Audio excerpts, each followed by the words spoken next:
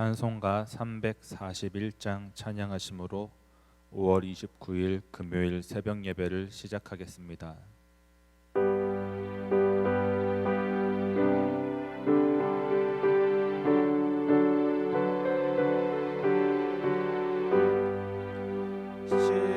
십자가를 내가 지고 주를 따라갑니다. 이제부터 예수로만 나의 보배 삼겠네. 세상에서 부귀영화 모두 잃어버려도 주의 평안 내가 받고 영생 복을 받겠네. 주도 곤욕 당했으니 나도 곤욕 당하리. 세상 사람 간사하나 예수 진실합니다. 예수 나를 사랑하사 빛난 얼굴 보이면 원수들이 미워해도 염려할 것 없겠네. 내가 핍박 당할 때에 주의 품에 안기고 세상 고초 당할수록 많은 위로 받겠네. 주가 주신 기쁨 외에 기뻐할 것 무엇냐. 주가 나를 사랑하니 기뻐할 것뿐일세. 아멘.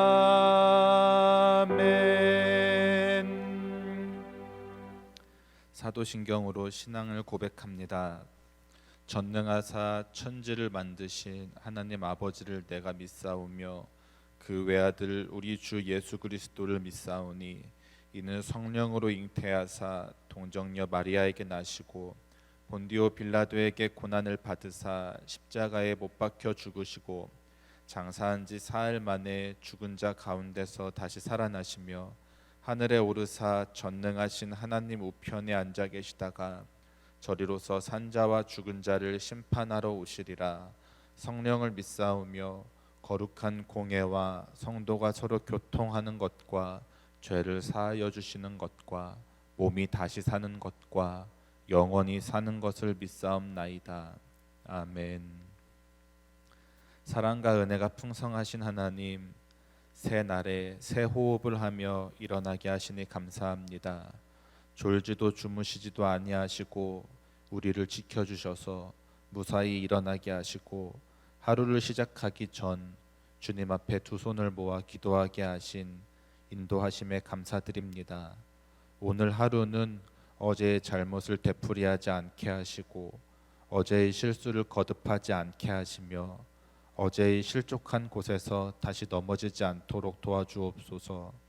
세월을 아끼고 시간을 활용할 수 있는 지혜를 주옵소서. 입술을 정하게 하셔서 실언하지 않게 하시고 입에는 항상 찬송이 있게 하시며 부지런히 선을 행하고 주께서 주시는 지혜로 성실히 맡은 일에 최선을 다하는 저희들이 되게 하옵소서. 하고자 하는 계획이 주님의 계획과 일치하게 하시고 무슨 일을 하든지 주의 영광을 나타내게 하옵소서. 기도할 수밖에 없는 일들이 너무 많이 있습니다.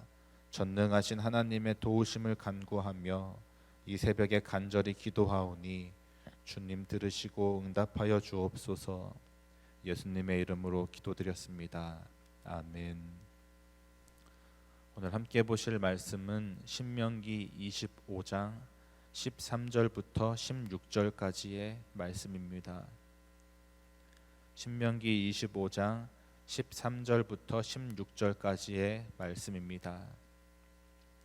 너는 내 주머니에 두 종류의 저울추 곧 큰 것과 작은 것을 넣지 말 것이며 내 집에 두 종류의 돼 곧 큰 것과 작은 것을 두지 말 것이요 오직 공정하고 온전하고 공정한 저울추를 두며 온전하고 공정한 되를 둘 것이라.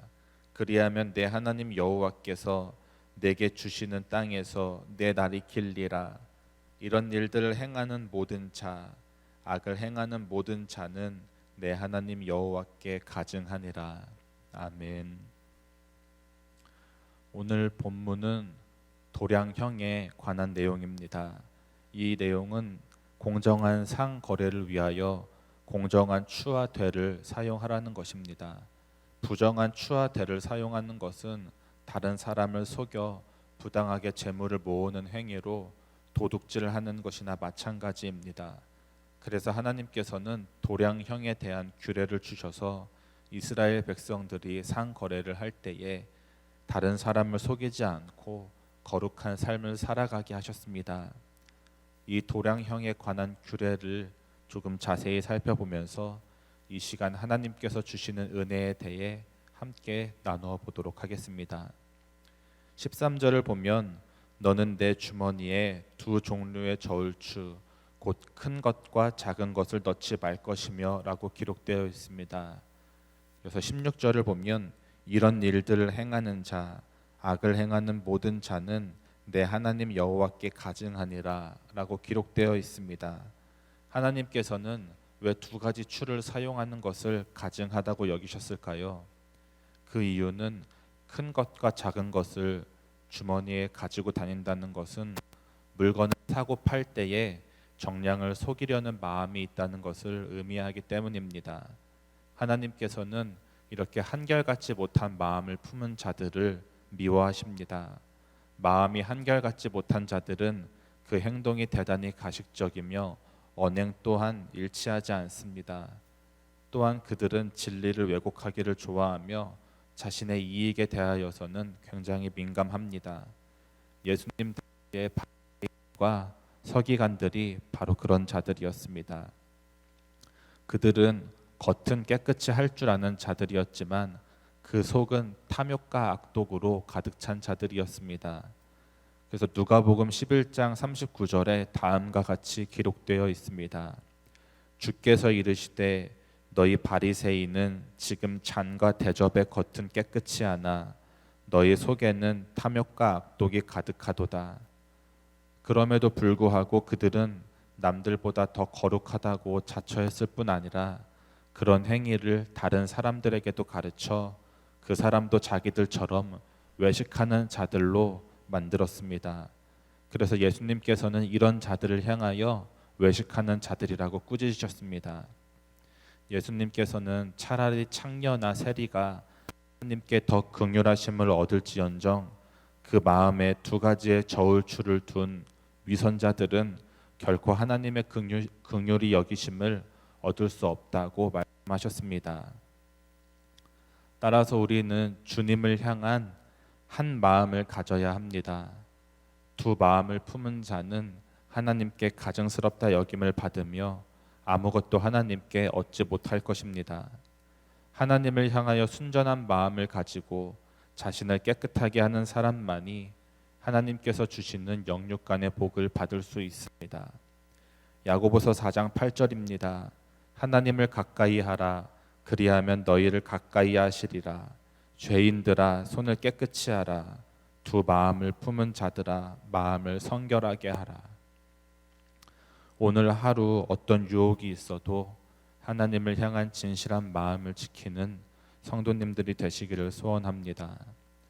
14절에 보면 내 집에 두 종류의 돼 곧 큰 것과 작은 것을 두지 말 것이요 라고 기록되어 있습니다. 크기가 다른 되를 집에 두지 말라고 하신 것은 혹시라도 물건을 팔 때에는 작은 되를 사용하고 물건을 살 때에는 큰 되를 사용하고자 하는 악한 마음이 생길까 봐 하나님께서 말씀하신 것입니다. 즉 하나님께서는 우리의 삶에서 일어날 수 있는 죄의 유혹을 미연에 방지하시고자 하여 범죄의 가능성을 막고자 하신 것입니다. 따라서 우리를 범죄하게 할 가능성이 있는 것은 그것이 어떤 것이든 버려야 합니다. 우리는 예수 그리스도의 십자가의 보혈로 거듭났지만 우리 안에는 여전히 죄의 성질이 남아 있어서 죄의 유혹을 받을 수밖에 없습니다. 조금만 방심해도 우리는 죄를 범한 확률이 높습니다. 그렇기 때문에 우리를 범죄하게 할 가능성이 있는 것이라면 아예 처음부터 단호하게 버리고 거절함으로 범죄를 그 가능성에서 원천적으로 차단해야 합니다.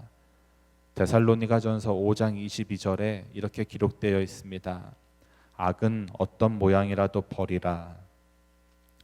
내 주위에 나를 범죄하게 할 만한 것들이 있는지 주의 깊게 살펴보아야 합니다.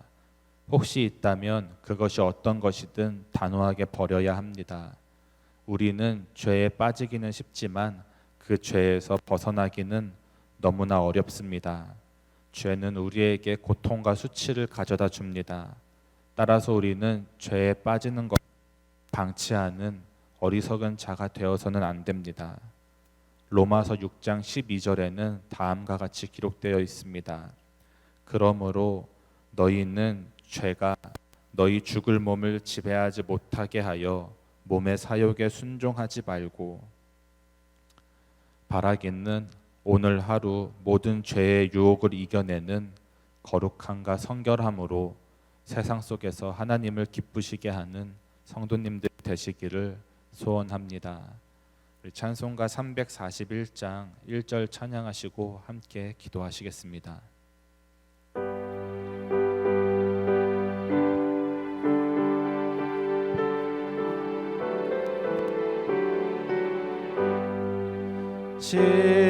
십자가를 내가 지고 주를 따라갑니다.